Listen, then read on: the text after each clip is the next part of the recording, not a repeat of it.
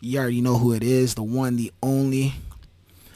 Back at it again. So the one, Mr. L Selector.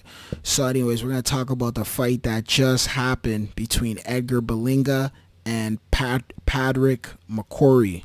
Salute to Padraig Mccrory and Edgar Berlanga for giving us it was a fight. They gave us a fight. Like, honestly, they gave us a fight, and that was a good fight. I was very entertained, so I'm satisfied. I can't complain. Congratulations for Edgar Berlanga for getting the victory tonight. He ended up doing the damn thing. He ended up coming in and basically fighting a tough, I'm talking about a tough Irish guy. Like, this dude came from Ireland here all the way to Orlando, Florida, in a packed house, Puerto Rican crowd. Some Irish guys pulled up, Irish people pulled up to support their guy. But man, this was a fight, and they definitely went out there and did the damn thing. So let's talk about it.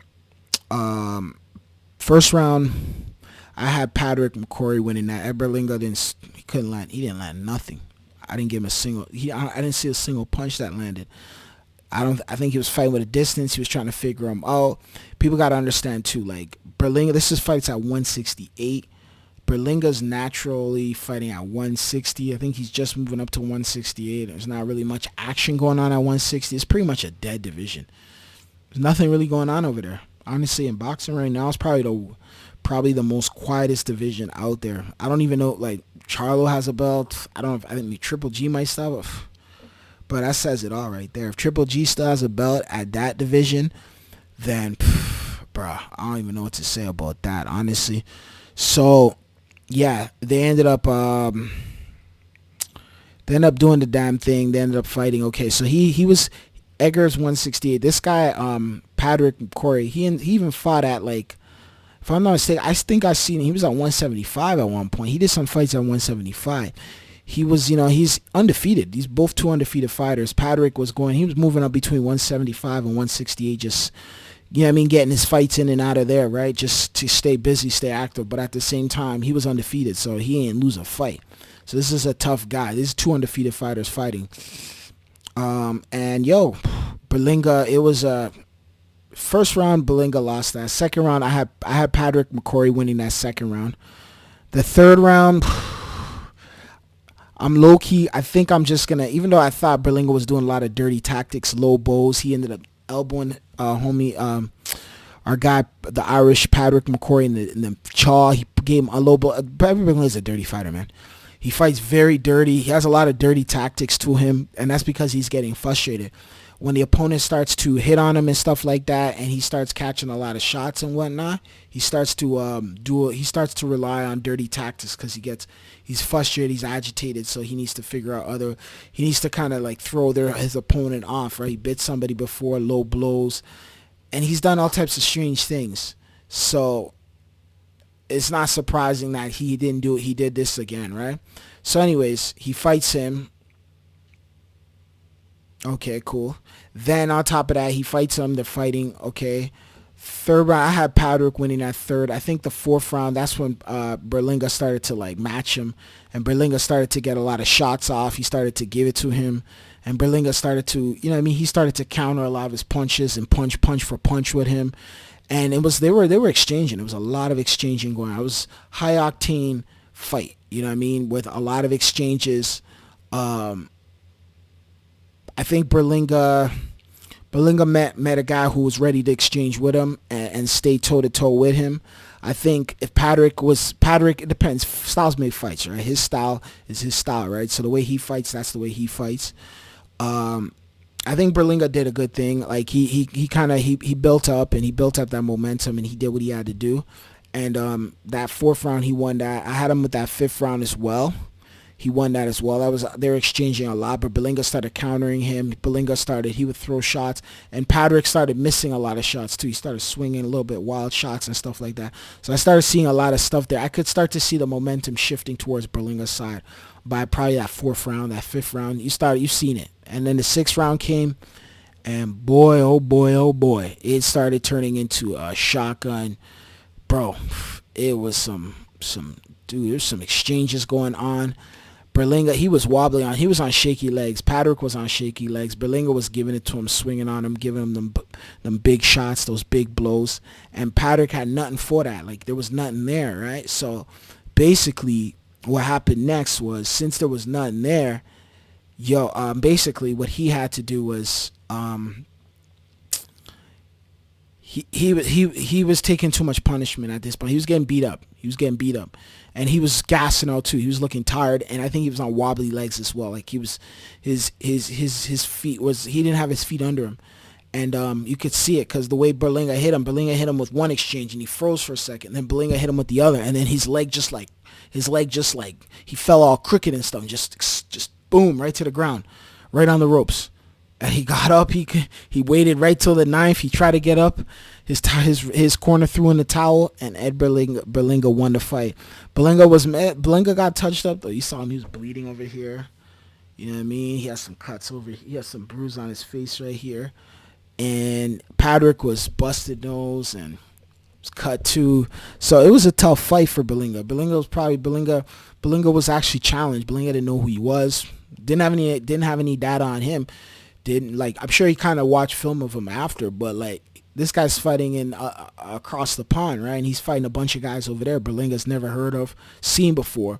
But Berlanga's like, all right, Eddie Hearn brought him to him, like, yo, it's your chest right here. You do this, and we'll see what we could do next with you. And he was warned. He said, yo, bro, you can give me a knockout, man. You gotta excite the crowd, man. Got a big crowd out here tonight. A lot of Puerto Ricans here to see this fight. They want to see a fight. You got to give us a fight. And that's what the two of them did. Patrick, tough guy, man. Honestly, I want to see more of him. I want to see him. I think he should be fighting more on this side of the world. You know what I mean? Fighting in the Americas a lot more, you know? I think, you know what I mean, fighting some tough Mexican guys, some tough black guys, some tough white guys, some Puerto Rican guys. Just kind of, you know what I mean, getting some fights on this side, right?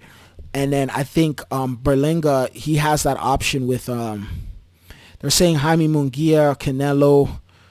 He has to wait, yo, if he wants that fight. He has to wait. I still don't think he can beat Jaime Munguia. I don't think he can beat Canelo. He's not going to beat Canelo Alvarez. He's not going to beat Jaime Munguia. Too explosive. Jaime Munguia throws a lot of shots. Jaime Munguia will put a guy to sleep. Jaime Munguia is tough, man. That guy's tough. He fights like a man. So I don't see him beating it. Even though Berlanga fought tough tonight, like, this is what Berlanga needed, because Berlanga's been kind of looking kind of mid. But this fight right here put him right back in that, okay. A lot of people don't like him. They say he's a New York City hype job from the Brooklyn, etc. I've been hearing that for like a long time. Sometimes he didn't do himself service. You know, you see him getting dropped in sparring. You've seen some strange things, him biting guys, and he gets agitated, he starts throwing low blows, and people think he's just all hype. New York hyped him up, you know, etc., etc. But yo, he's coming up. He's been winning fights. He's getting knockdowns, and that's what people want to see. You're knocking guys down. People want to see you more. I hope Eddie's been a good promoter. Like, Eddie hopefully can get him at least, if he doesn't fight Munguia, at least get another 2, maybe 3 fights this year, maybe 2 to 3 more fights for the year, I think, and then maybe for next year. But Canelo does need a dancing partner for that September date. He says he's not going to fight Terrence Crawford. I'm sure he wants to fight Jermell Charlo, but bro, you're going to fight that is not some money fight. People aren't interested in that. Jermall, is it Jermall? Yeah, Jermall Charlo. Jermall, he fought Jermell already. Jermall. Let's be real, man. Jermall Charlo is coming back off of he's been going through like all types of problems in his household, and he's not even psychologically there. Even his last fight, he fought hard, but like, he doesn't even look like the same guy he used to. Even mentally, he looks mentally frazzled.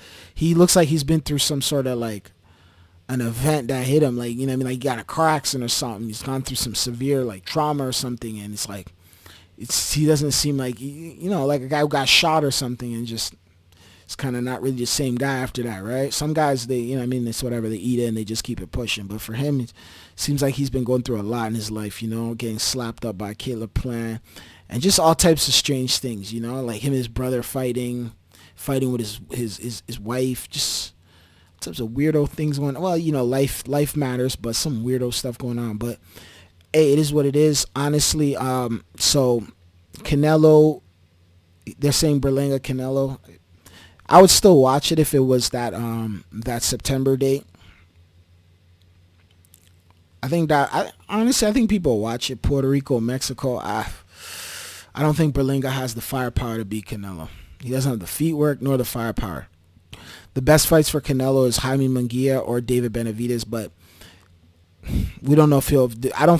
He's honestly scared of David Benavidez. This is already well documented. We know he feared of him. He fears him because of his power and his strength, right, and the height, bro. David Benavidez like 6'5", yo. This guy's punching. He's beating guys up. He's beating guys up. David Benavidez is a cold fighter, man. He's a very, very dangerous fighter. Canelo Alvarez won't beat him.